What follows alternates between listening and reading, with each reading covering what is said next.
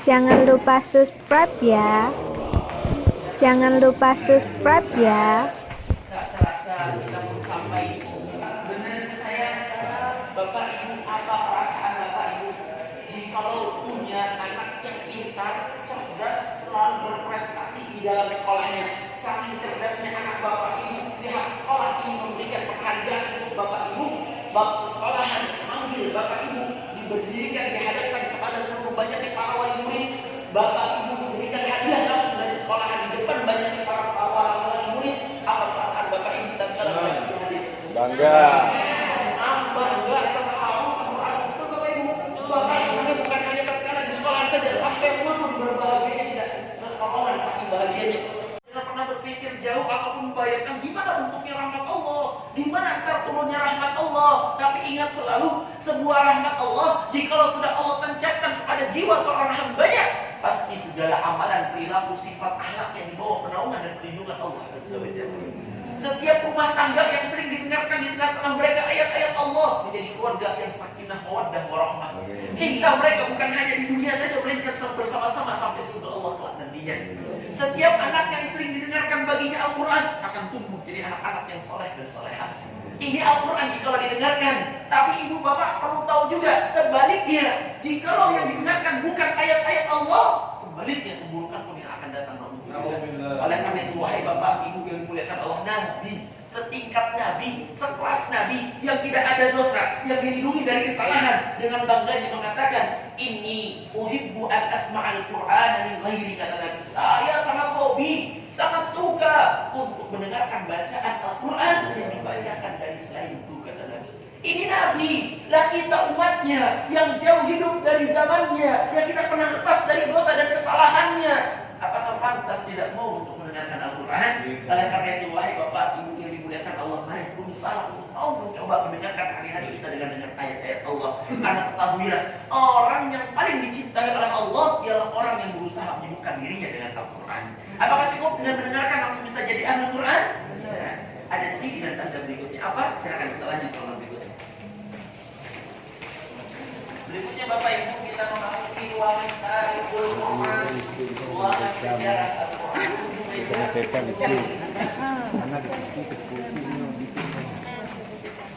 Lolo, ni ang bayi baru ni babing ni. Rekam nama.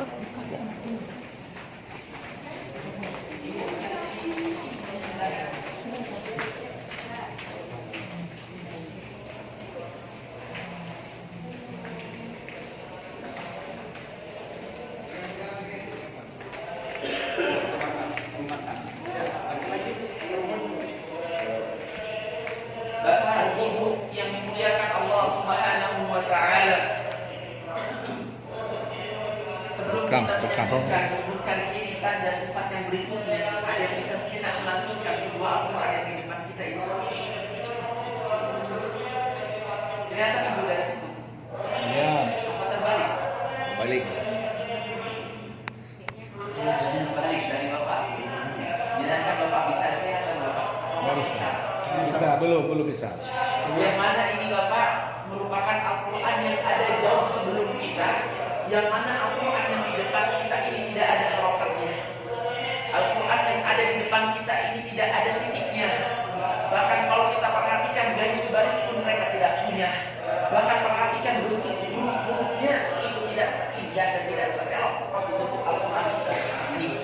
Yang mana Al-Quran yang ada di depan kita ini adalah Al-Quran yang persis adanya setelah zaman Utsman bin Affan, terjadi di masa khalifah, kerajaan, pemerintahan zaman Umayyah. Semacam inilah bentuk Al-Qurannya, semacam inilah tulisannya. Wahai bapak ibu, pertanyaannya, Al-Quran ini dengan Al-Quran kita saat ini bacaannya sama atau berbeda? Sama. Bacaannya sama atau berbeda? Sama. Sama bacaannya, meskipun tulisannya berbeda. Pertanyaan berikutnya, pahala ganjaran yang Allah siapkan bagi orang-orang dahulu tatkala membaca Al-Quran itu, dan kita jika kita baca Al-Quran kita saat ini, pahalanya kira-kira sama atau berbeda? Sama. Yakin Bapak Ibu? Yakin. Yang terakhir, apa bedanya kita dengan mereka? Sama atau berbeda? Beda. Sama. Sama-sama hamba Allah, sama-sama umatnya Nabi Muhammad.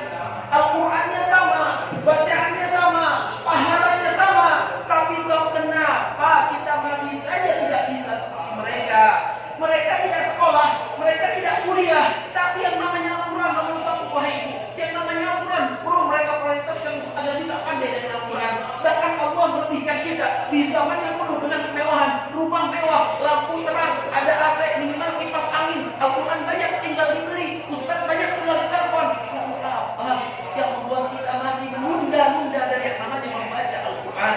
Wahai Bapak Ibu yang dimuliakan Allah Subhanahu wa Ta'ala, modal percaya, modal yakin mampu menghalangi, memberantas apa yang mampu menghalangi mereka. Al-Quran tidak ada, jarang mereka kembali dengan kaki untuk bersafar untuk agar pandai Al-Quran. Mereka tidak bisa mencetak pembeli Al-Quran, mereka tulis dengan tangan mereka langsung pada zaman dahulu. Mengapa? Karena mereka tahu Allah berjanji mengatakan, Kitabun anzalnahu ilaika mubarakun, kata Allah, sebuah kitab yang telah Allah turunkan kepada Nabi Muhammad, di dalamnya seluruhnya adalah barakah. Ternyata ada barakah Allah di rumah kita, ternyata ada barakah Allah di dalam rahim kita. Tapi sayangnya kita masih melihat saudara kita keluar jauh pergi ke sana, ngapain? Dari barakah. Ternyata ada barakah Allah di rumah kita, tidak pernah kita sadari. Oleh karena itu, wahai Bapak Ibu yang dimuliakan Allah, saking barakahnya Al-Quran, jangankan Bapak Ibu baca satu baris, jangankan Bapak Ibu baca satu halaman, satu hurufnya saja, satu huruf, Nabi berjanji mengatakan, barang siapa yang mampu membaca satu huruf apa yang ada di dalam Al-Quran, baginya sebuah kebaikan yang Allah lipat gandakan 10 pahala Nabi. Mana ada kitab di muka bumi ini seagung Al-Quran? Wahai Bapak Ibu, ketahui ini Al-Quran kitab yang paling mulia. Allah ini perkataan Allah yang dahulu Allah turunkan tidak sembarangan. Allah menurunkan Al-Quran, pilih malaikat terbaiknya, malaikat Jibril alaihissalam. Allah pilih malaikat Jibril untuk menyampaikan kepada nabinya. Nabi, Allah punya nabi, punya rasul yang banyak, tapi Allah pilih nabi yang paling mulia, Nabi Muhammad sallallahu alaihi wasallam.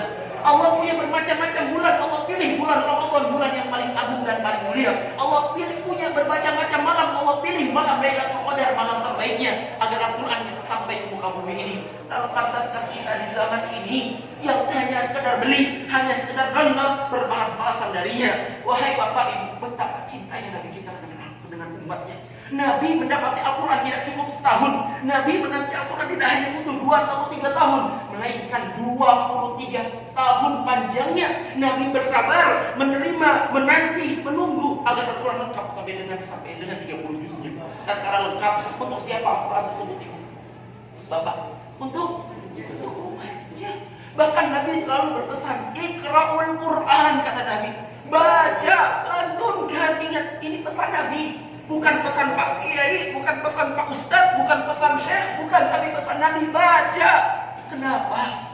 Karena wahai Bapak Ibu, ini tulisannya bahasa Arab, ini bacaannya bacaan Arab, tapi Ibu Bapak rajin membaca yang namanya Al-Quran. Nabi berjanji akan datang Al-Quran ini di hari kiamat nanti memberikan syafaat untuk orang-orang yang selalu melantunkannya. Mudah-mudahan kita termasuk hamba Allah yang mendapatkan syafaat tersebut di hari kiamat kelak nantinya. Amin ya rabbal alamin. Kita lanjut silahkan ruangan berikutnya. Berikutnya, wahai Bapak Ibu, ada ruangan yang begitu menarik juga untuk kita. Sebuah ruangan yang meyakinkan kita agar berusaha menjadi orang-orang yang pandai dengan yang namanya Al-Quran. Mari silakan.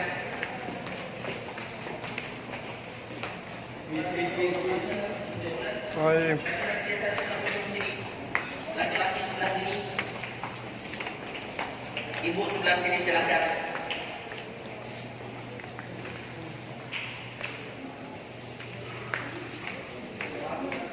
Bapak Ibu yang dimuliakan Allah, sebelum kita menjelaskan Al-Quran yang ada di depan kita ini, boleh saya bertanya sejenak? Boleh? Boleh Ibu. Bapak Ibu yang dimuliakan Allah, Bapak Ibu sayang sama anak-anaknya? Sama cucu-cucunya? Benar Ibu sayang? Bapak Ibu, apa perasaan Bapak Ibu jikalau punya anak yang pintar, cerdas, selalu berprestasi di dalam sekolahnya? Saking cerdasnya anak Bapak Ibu, pihak sekolah ini memberikan penghargaan untuk Bapak Ibu. Waktu sekolahan memanggil Bapak Ibu, diberdirikan, dihadapkan kepada seluruh banyaknya para wali murid. Bapak Ibu memberikan hadiah langsung dari sekolahan di depan banyaknya para wali murid. Apa perasaan Bapak Ibu dan teman-teman hadir? Bangga.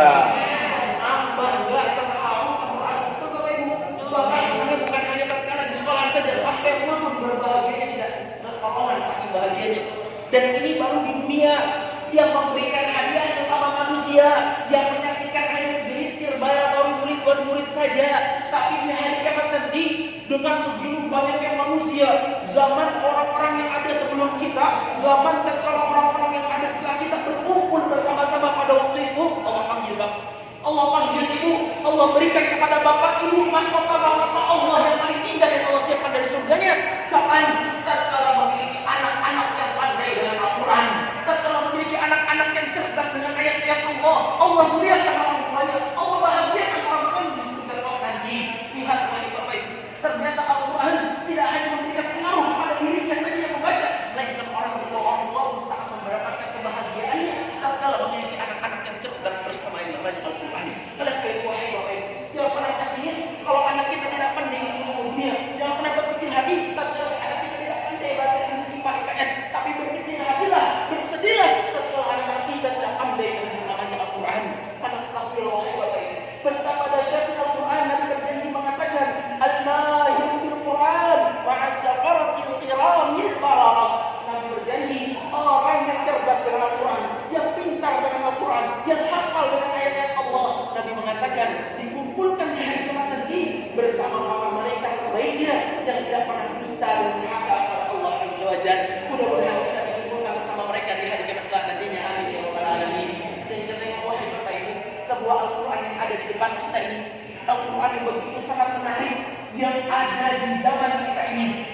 Al-Quran yang ada di depan kita ini merupakan hasil karya tangan Bapak, bukan percetakan, bukan alat mesin, ataupun bukan printeran, tapi ini hasil buatan tangan langsung yang ada di zaman ini. Beliau mengerjakan Al-Quran ini pertama kali di tahun 1987 dan dia baru selesai di tahun ini di awal Januari kemarin. Beliau tulis dari Al-Fatihah sampai An-Nas lengkap 30 juz yang disusun di dalam 10 kitab, yang setiap kitabnya semacam ini, di dalamnya baru 3 juz. Selebihnya tersisa di 19 kitab yang lainnya. Dan kalau Ibu Bapak perhatikan Al-Quran ini, tengok bersama-sama, ini Al-Quran tidak hanya ditulis dengan tinta. Ini Ibu Al-Qurannya dijahit. Ini Bapak dijahit Al-Quran ini. Setiap huruf-hurufnya dijahit. Ibu Bapak tahu tukang jahit bisa jahit apa? Jahit pakaian. Ini menjahit ayat-ayat Allah. Alif, ba, ta, jim, bismillah sampai An-Nas semuanya dijahit dengan tangan sendirian di zaman ini, wahai Bapak. Yang menerjemahnya lagi wahai Ibu, yang menjahit Al-Quran ini seperti kita, bukan orang Arab. Yang menjahit Al-Quran ini seperti kita, tidak tinggal di negeri Arab. Bahkan beliau seperti kita tidak berbicara berbahasa Arab di negerinya. Dari mana dia? Dia berasal dari negeri Pakistan. Beliau bernama Nasim Akhtar, seorang perempuan ibu yang telah menjahit Al-Quran ini sendirian dengan tangannya. Lah kita hidup di zaman yang penuh lebih mudah. Umat Islam di negeri kita begitu banyak. Udah cukup kita tidak mungkin membuat itu. Yang lebih penting dari itu membaca dan mendengarkan. Apakah masih pantas bermalas-malasan darinya? Apakah masih pantas beralasan tidak ada waktu dan tidak sempat? Wahai Bapak Ibu, jikalau Al-Quran ini belum mampu membuat kita yakin bahwasanya Al-Quran ini mudah, ingatlah sebuah cerita singkat. Kisahnya di dalam museum ini, hampir kurang lebih setahun setengah, bahkan hampir mencapai 2 tahun yang lalu. Pada waktu itu ada rombongan semacam ini dari Indonesia semuanya. Di antara rombongannya saya masih ingat berdiri di pojok sebelah sini seorang gadis kecil dari Indonesia. Diam. Yang lain Bapak Ibu semuanya melihat Al-Quran di sini. Mereka berantusias ingin melihat, bahkan sebagian ingin mengambil gambar Al-Qurannya. Tapi sang adik kecil ini diam. Saya pikir awalnya dia mah anak-anak tidak tertarik untuk melihat Al-Quran, sehingga dia tidak mau melihat dan yang lain diam saja di situ. Tapi tatkala sampai akhir, dia Ustadz yang mengatakan, Ustadz, ini gadis ini itu gadis tunanetra, gadis tidak melihat, buta. Tetapi meskipun ia buta Ustaz, dia hafal yang namanya Al-Quran. Hafalnya bukan hanya Al-Fatihah, hafalnya bukan hanya Al-Baqarah, semuanya dia hafal. Bahkan dia datang kemari itu hadiah dari Ustaz Yusuf Mansur karena kehafalan dan kecerdasan terhadap yang namanya Al-Quran.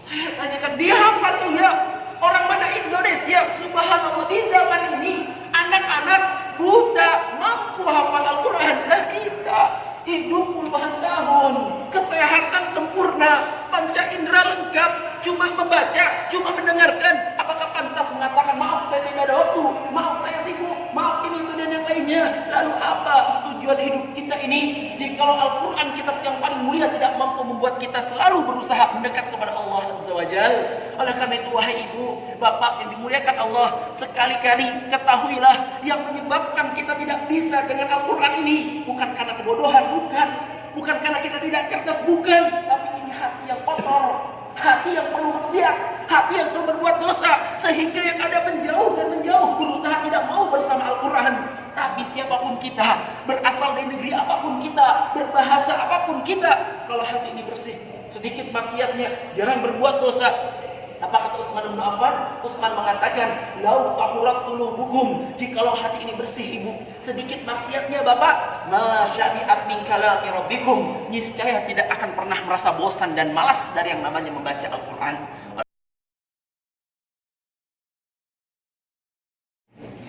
Geser bapaknya, geser laki-lakinya. Sebuah film singkat ini wahai ibu bapak menggambarkan kepada kita keagungan Al-Quranul Karim. Sebuah potongan film pendek ini mengajak kita untuk kembali yakin betapa penting dan dahsyatnya Al-Quran di dalam kehidupan kita.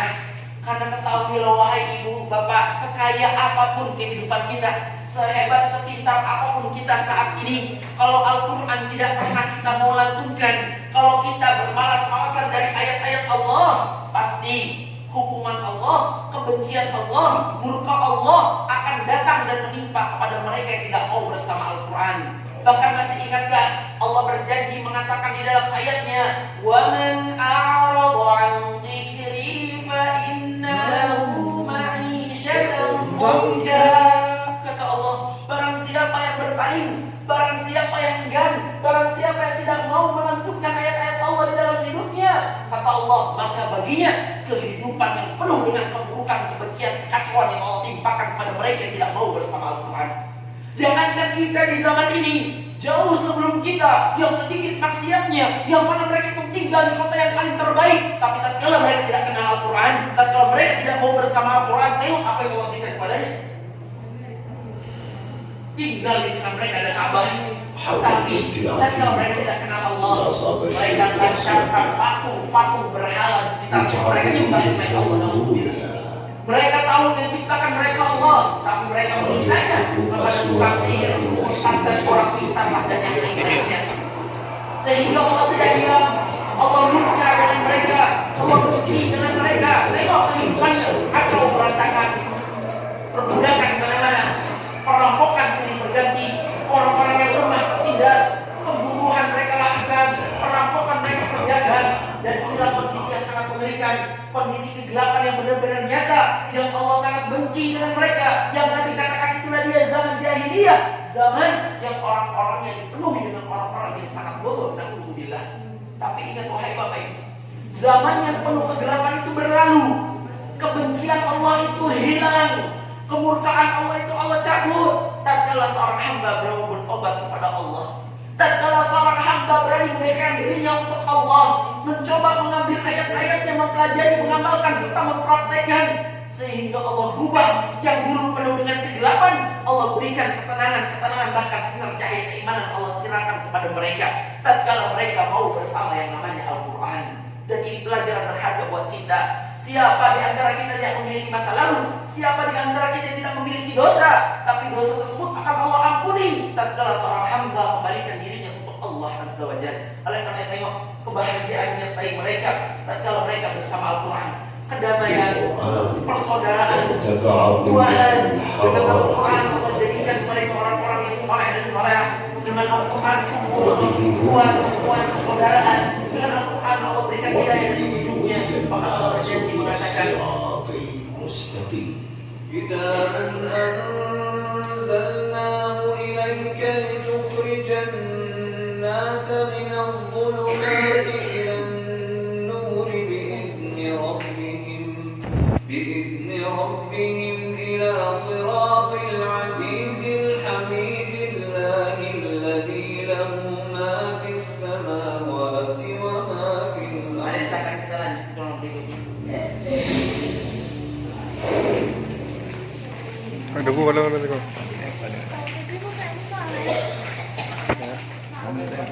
Hah? Mangata pun yang ujungnya mangata.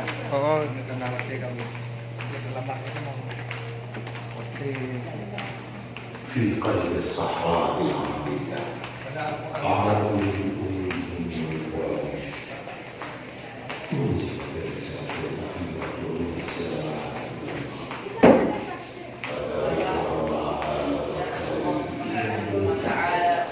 Tak terasa kita pun sampai di museum kami ini. Mudah-mudahan pertemuan yang singkat ini, pertemuan yang tidak pernah kita duga-duga ini memberikan pahala dan keberkahan Allah kepada kita semua, menjadikan kita orang-orang yang soleh dan solehannya, menjadikan orang-orang terbaik di dunia dari akhirat nantinya. Amin ya rabbal alamin. Bapak, Ibu yang dimuliakan Allah, mari berusahalah, mari mencobalah untuk berusaha agar pandai dengan yang namanya Al-Quran. Tidak ada kata terlambat wahai ibu, tidak ada kata terlambat ataupun terlanjur wahai bapak. Selama kesehatan masih Allah berikan, nafas masih Allah berikan, mari mencoba dengan yang namanya Al-Quran. Karena ketahuilah, tidak banyak sedikit pepatah mengatakan buah tidak akan pernah jatuh jauh dari pohonnya.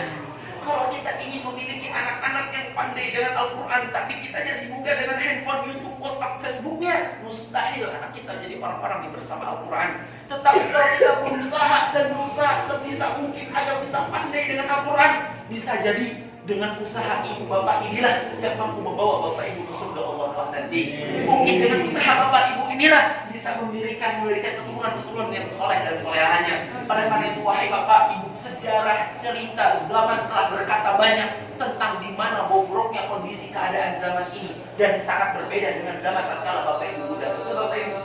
Sama apa beda zamannya? Lingkungannya banyak orang-orang yang soleh, orang-orang yang baik, orang-orang yang akhlaknya mulia banyak di zaman dahulu apa sekarang?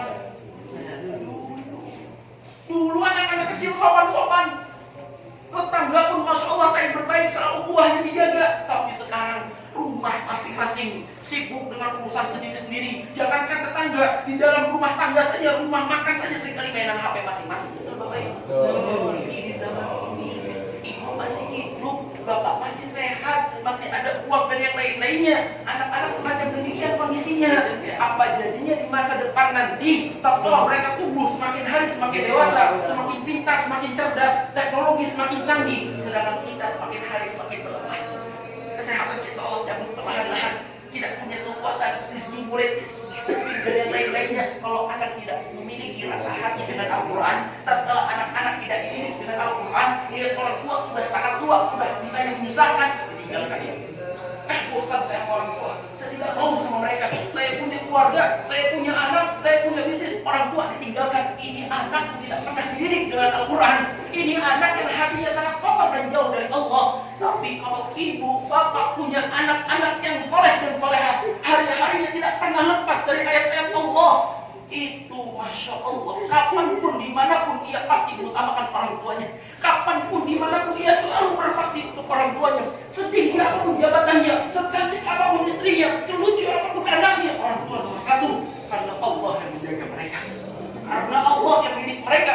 Allah senantiasa memerintahkan setiap hambanya untuk berbuat bakti kepada orang tua. Allah perintahkan berbakti kepada orang tua nomor 2 setelah bertauhid kepada Allah Azza wa Jalla. Oleh karenanya, barang siapa ingin di masa tua nanti menikmati anak-anak yang soleh dan soleha datang, berebut, bukan berebut harta, tapi berebut ingin berbakti kepada orang tuanya, kenalkan mereka Al-Quran, ajak mereka dengan ayat-ayat Allah.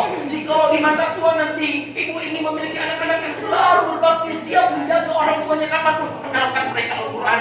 Jikalau ibu nanti bapak di dalam kuburan, ingin Allah terangkan kuburannya, ingin Allah luaskan di dalamnya, ajarkan mereka Al-Quran. Karena lisan anak-anak soleh tidak pernah ditolak oleh Allah Azza wa Jalla. Lisan-lisan anak yang sabar bersama Al-Quran tidak pernah berhenti beristighfar untuk kedua orang tuanya. Dan inilah janji Allah Azza wa Jalla, jika bapak ibu memiliki anak-anak yang selalu bersama Al-Quran. Oleh karena itu, wahai bapak ibu yang dimuliakan Allah, mari berusahalah sebisa mungkin untuk bisa selalu kita bersama Al-Quran. Hanya Al-Quranlah yang mampu menjamin kebahagiaan di muka bumi ini dan di hari kiamat kelak nanti. Bahkan ingat selalu janji Nabi mengatakan khairukum, kata Nabi, sebaik-baiknya kalian bukan orang yang pintar, bukan orang yang kuliah tinggi, bukan bukan orang miliarder yang punya uang banyak yang terbaik, tapi Nabi mengatakan yang terbaik dan yang terafdal man ta'allama al-Qur'an wa 'allamah, yaitu orang-orang yang senantiasa selalu mempelajari Al-Quran dan yang mengajarkannya.